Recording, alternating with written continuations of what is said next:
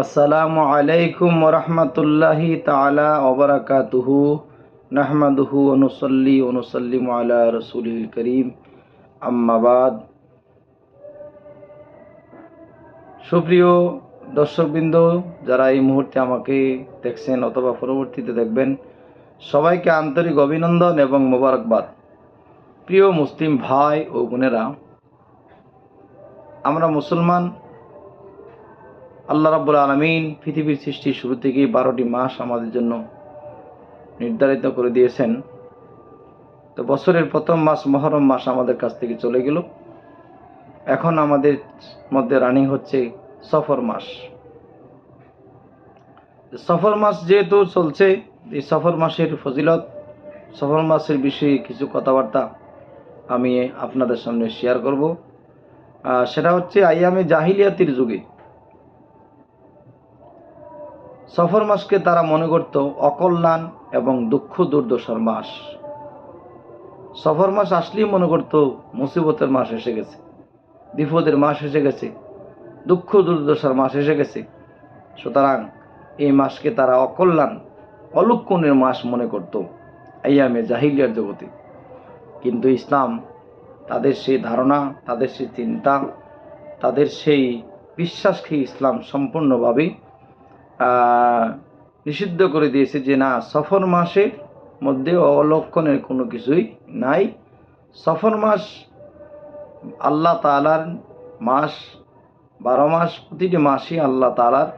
সুতরাং মানুষের মধ্যে দুঃখ দুর্দশা, বিপদ, মুসিবত, বালা মুসিবত যা কিছু আসে, এগুলি মানুষের দ্বারাই অর্জিত, মানুষের কারণেই আসে। মানুষের ভালো আমলের জন্য আল্লাহর পক্ষ থেকে কল্যাণ আসে, মানুষের মঙ্গল আমলের জন্য, অমঙ্গলের জন্য, মানুষের পাপের জন্য মানুষের উপর বিভিন্ন মুসিবত আসে। এগুলি মানুষেরই অর্জিত ফসল, মানুষের কারণে সেগুলি আসে। সফর মাসের কারণে কোনো বিপদ আসে না। প্রিয় মুসলিম ভাই বোনেরা, আমরা মুসলমান, আমরা বিশ্বাস করি যে আল্লাহ তাআলার পক্ষ থেকে ভালো এবং মন্দ দুইটাই আল্লাহ তাআলার পক্ষ থেকে আসে।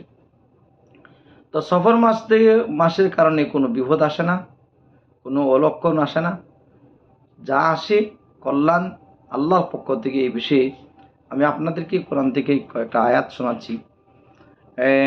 সূরা নিসার 79 নম্বর আয়াতে আল্লাহ তাআলা ইরশাদ করেছেন, বিসমিল্লাহির রহমানির রহিম, মা আসাবাকা মিন হাসানাতিন ফামিনাল্লাহি ওয়া মা আসাবাকা মিন সাইয়্যাতিন ফামিন নাফসিকা।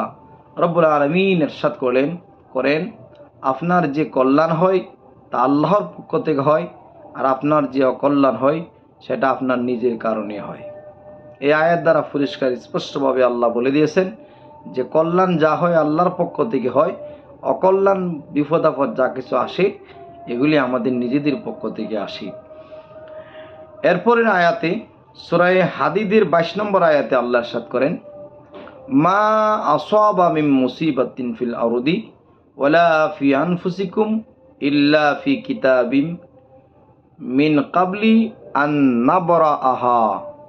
আল্লাহ তাআলা পবিত্র কোরআনে সূরা হাদীদের 22 নম্বর আয়াতে বলেন, মা আসাবা মিন মুসিবাতিন ফিল আরদি, পৃথিবীতে যত মুসিবত, বিপদ আপদ আসে,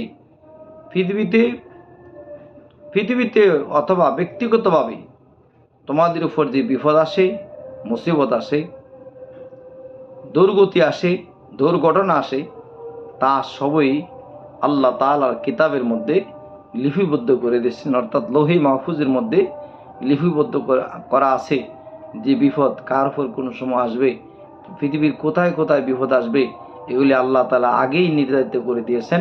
আল্লাহর নির্ধারিত লিপিবদ্ধ করার কারণেই যখন যেটা লিপিবদ্ধ করেছেন সে অনুযায়ী সেই বিপদ মুসিবত চলে আসে। এই আয়াতে বিপদ মুসিবত আল্লাহ তাআলার পক্ষ থেকে আল্লাহর সিদ্ধান্ত অনুযায়ী লৌহে মাহফুজে লিখিত আছে, সেই জন্য মুসিবত আসে।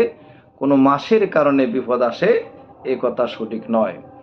সম্মানিত মুসলিম ভাই ও বোনেরা, এই পৃথিবীতে বিপদ আপদ, দুর্ভিক্ষ, ভূমিকম্প, ফসলহানি, বাণিজ্য ঘাটতি, ধন সম্পদ বিনষ্ট হওয়া, আপনজন বন্ধু বান্ধবের মৃত্যু ইত্যাদি এবং ব্যক্তিগত বিপদ আপদ বলে সর্বপ্রকার রোগ, ভেদি, ক্ষত, আঘাত ইত্যাদি বোঝানো হয়েছে। এই বিপদ দ্বারা যাবতীয় বিপদ, অ্যাক্সিডেন্ট, দুর্ঘটনা, কঠিন রোগ শোক, বন্ধুবান্ধবদের মৃত্যু, ব্যক্তিগত বিপদ আপদ, অর্থাৎ সমস্ত বিপদগুলি এই আয়াত দ্বারা বোঝানো হয়েছে। আরেকটা আয়াত আপনাদেরকে শোনাচ্ছি। সূরা আশ-শূরার 30 নম্বর আয়াতে আল্লাহ বলেন, ওয়ামা আসাবাকুম মিন মুসিবাতিন ফাবিমা কাসাবাত আইদিকুম ওয়া ইয়াফু আন কাসীরিন। আল্লাহ বলেন, তোমাদের উপর যেসব বিপদ আপদ পতিত হয় তা তোমাদের কর্মেরই ফল, এবং তিনি আল্লাহ তাআলা তোমাদের অনেক গুনাহ ক্ষমা করে দেন। এই আয়াতে কারিমাতে আল্লাহ ইরশাদ করেছেন যে তোমাদের উপর যেসব বিপদ আসে, মুসিবত আসে, তোমাদের উপর যে অকল্যাণ আসে তা তোমাদেরই কর্মেরই ফল। তোমরা যে কর্ম করছো, তোমরা যদি তোমাদের গুনাহের কারণে, তোমাদের পাপের কারণে, তোমাদের গুনার কারণে, কর্মের কারণেই সেগুলি আসে।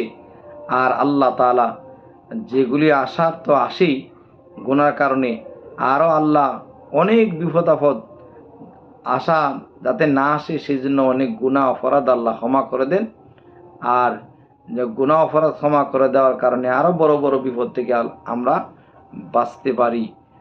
সম্মানিত প্রিয় মুসলিম ভাই বোনেরা, তাইলে আমরা এই কোরআনের 3টা আয়াত দ্বারা বুঝলাম যে বালা মুসিবত, বিপদ আপদ পৃথিবীতে, নিজের ব্যক্তিগতভাবে পৃথিবীতে যে বিপদ আপদ আসে, রোগ বালা মুসিবত আসে, এগুলি সফর মাসের কাছে কারণে আসে না, এগুলি আমাদের কর্মেরই ফল, আমাদের কর্মের কারণে আসে।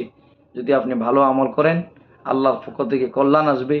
যদি মন্দ আমল করেন, আল্লাহর পক্ষ থেকে বিপদ মুসিবত আসবে। সুতরাং এই সফর মাসে ইবাদত বন্দেগী করলে মুসিবত অন্য মাসে যেমন আসে না, সফর মাসেও আসবে না। আর গুনাহ কাজ করলে অন্য মাসে যেমন আসবে, সফর মাসেও আসবে। সুতরাং সফর মাস অলক্ষণের মাস, দুঃখ দুর্দশার মাস, এই কথা মোটেই সঠিক নয়। এটা কোনো মুসলমানদের আকীদা হতে পারে না। পরিশেষে আরেকটা কথা পরিষ্কার করতে চাই, সেটা হলো আল্লাহ তাআলা নবীকে উদ্দেশ্য করে বলছেন, হাবিব, কল্যাণ আল্লাহ আমি আল্লাহর পক্ষ থেকে কল্যাণ আসে, আর অকল্যাণ, দুঃখ দুর্দশা এগুলি আপনার কারণে আসে। এখানে আল্লাহ তাআলা আপনার কারণে মানে নবীজিকে উদ্দেশ্য করার দ্বারা কি বোঝানো হয়েছে, আল্লামা নাসিরউদ্দিন বাইজাবি তফসিরে বাইজাবি শরীফের মধ্যে ইরশাদ করেছেন, এই বিশেষভাবে তাদের ক্ষেত্রে, এখানে তাদের ক্ষেত্রে প্রযোজ্য যারা গুনাহগার। আমরা নবীগণ ছাড়া, আমাদের নবী ছাড়া নবীর উম্মতগণ যারা আছে গুনাহগার, তাদেরকে এখানে উদ্দেশ্য করা হয়েছে যে তোমাদের গুনাহগারদের কারণেই মুসিবত বিপদ আপদ চলে আসে। সুতরাং আমি অনুরোধ করব, এই সফর মাস অত্যন্ত বরকতের মাস। সফর মাস কোনো অলক্ষণের মাস নয়। এই বিষয়ে আমি পরবর্তীতে আরও বিভিন্ন বিষয়গুলি আপনাদের সাথে আমি শেয়ার করব। আমি অনুরোধ করব আমরা যেন এই সফর মাসে বেশি বেশি ইবাদত বন্দেগী করে আল্লাহ এবং তার রাসূলের সন্তুষ্টি অর্জন করতে পারি। সে তৌফিক যেন আল্লাহ আমাদেরকে দান করেন। আল্লাহুম্মা আলাইনা ইল্লাল বালাগ। আসসালামু আলাইকুম ওয়া রাহমাতুল্লাহ।